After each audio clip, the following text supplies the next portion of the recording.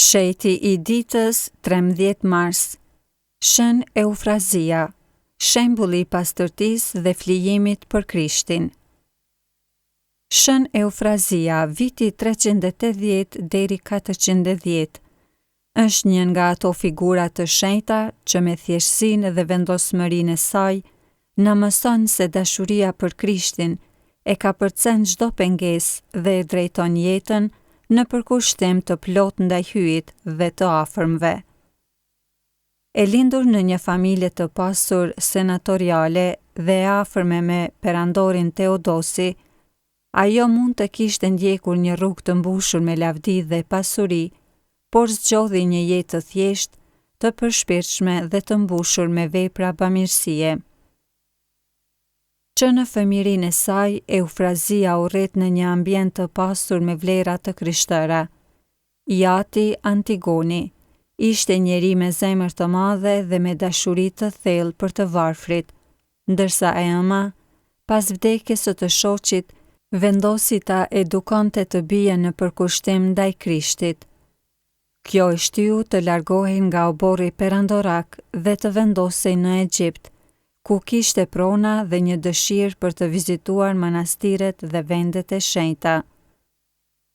Në një nga këto manastire, në Tebaiden e poshtme, ku jetonin mbi 100 virgjresha në lutje dhe sakrifica të mëdha, voglusha Eufrazia mori në dorë një ikon të Krishtit dhe me një përkushtim të jashtëzakonshëm ja kushtoi jetën atij. Edhe pse ende fëmijë, ajo e mori këtë akt me gjithë seriozitetin e shpirtit, duke kundërshtuar madje edhe nënën dhe proren e manastirit, të cilat fillimisht nuk donin që ajo të qëndronte aty.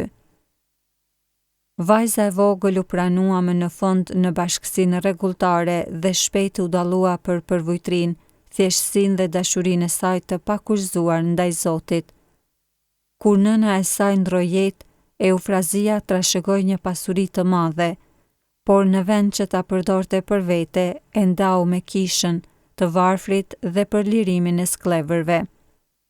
Me këtë gjest ajo ndoqi fjalët e Krishtit: "Nëse do të jesh I përsosur, shko, shit gjithçka ke, falju askamnorëve, e ke për të pasur thesar në qiell. Pastaj eja e më ndiq mua."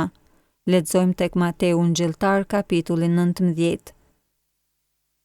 Me kalimin e kohës, Eufrazia u dallua gjithnjë e më shumë për përkushtimin e saj ndaj jetës rregulltare.